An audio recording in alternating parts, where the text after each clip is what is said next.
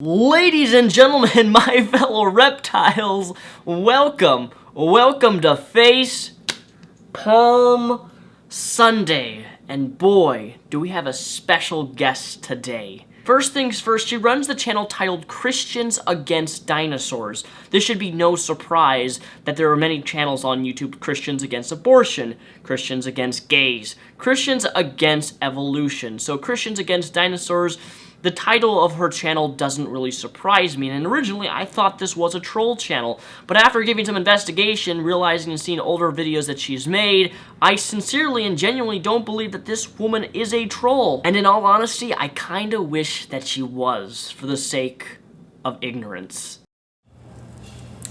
Hello. So I wanted to talk tonight a little bit about fossils that are found in the ground.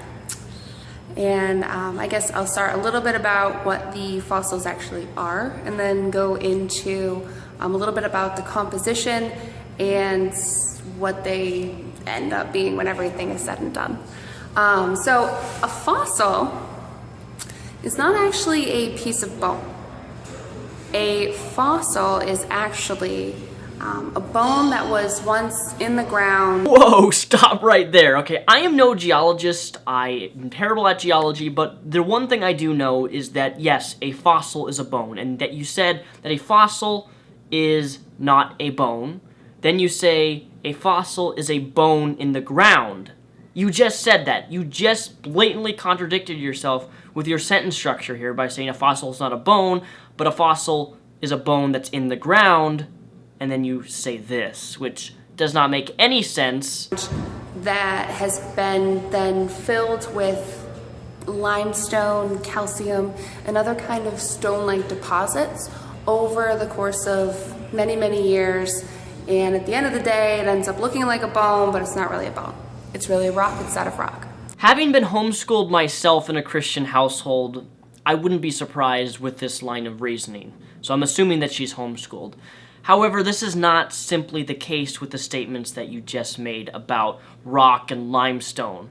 One of the things that happens is you have a bone that's in the ground, an animal dies, whatever it be, and then all these different layers of sediment go over that bone, the limestone, rock, the dirt, and it preserves that bone within the rock and the limestone. And when this happens, this is how we get such amazing DNA samples, and we get such amazing preserved bones of humans, of animals, is because they've been with the sediment, and it's protected the bone, the fossil, whatever you want to call it, for thousands and even millions of years. How you seem to think that if the bone is blended with limestone and different sediments, that automatically does not make it a bone, does not make any sense, because if it was not a bone,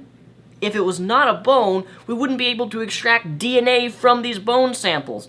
And to refute your entire video in one sentence, although we're going to painfully get through the rest of it, do rocks have genes? Do rocks, a rock that you find in the ground, have genes? The answer is no. And by that logic, your entire video with that one sentence is refuted due to the fact that bones have genes in them, DNA. So you have a rock this big, and you say, okay, inside this rock this big, there's a bunch of fossils. Here you go. And you hand the rock off to a paleontologist, and the paleontologist takes a little mallet and they chip away at it, and at some point they come out with something looking like a bone, and that's a fossil. So here's the question that I pose. Holy smokes, Christians actually pose questions. That's a first. Now, the first fossil that was ever found was actually after they came up with the idea of a dinosaur. Right? That seems a little bit far-fetched, right? Why? Yes, very, very, very far-fetched.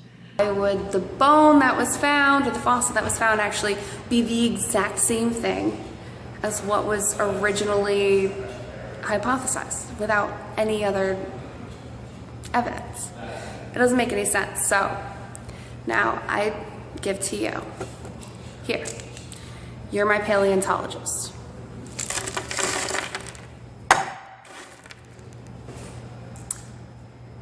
turn that into what it was before I ripped it apart. Here. You can have some spackle too. As much spackle as you want. Here, turn this into what it's supposed to be. Well, I can say one thing about those materials that you put on the table. It was no fossil. It's probably what was in your brain. All right. Who knows what you're gonna come up with, right? Now, here, take this same substance, this same spackle, and by the way, it's supposed to be this little guy, Brachiosaurus, who's 40 meters tall. This is what he looks like. This is what the head was supposed to look like. This is a Brachiosaurus skull. Make me a Brachiosaurus skull. With that and as much spackle as you can use. Chances are, what are you gonna come up with? If you want to keep your job, you come up with a Brachiosaurus skull. If you want to be truthful, you come up with whatever it was that I smashed apart to get this stuff. When millions of dollars are on the line, which one are you going to do? When millions of dollars are on the line, which one are you going to do? Well, certainly not make this type of video on YouTube, much less make an untruthful statement about millions of dollars. You can go to professional anthropologists, you can go to paleontologists, you can go to geologists, and I guarantee you, they don't make very much money. If anything, I would assume, I don't know the statistics here, but paleontologists, archaeologists, these people don't make lots of money. They do their job because they love what they do. It's not about the money. It's about the discovery of finding new things, of digging through the dirt and finding old fossils, finding history, restoring that history to know what was once happening. If you honestly think paleontologists makes millions of dollars, you are severely mistaken. My guess is you're going to go with the Brachiosaurus. That's where the money is. So I hope this was insightful for what happens on a daily basis in the world of paleontology. Thank you very much for listening, and I will see you next time. Ladies and gentlemen, we have a professional paleontologist telling us that fossils are not bones. And that paleontology, the whole area of that scientific study, is done for millions of dollars. In any case, ladies and gentlemen, my fellow reptiles, thank you for watching this video. My name is Mr. Repsion, also known as Daniel Sulzbach.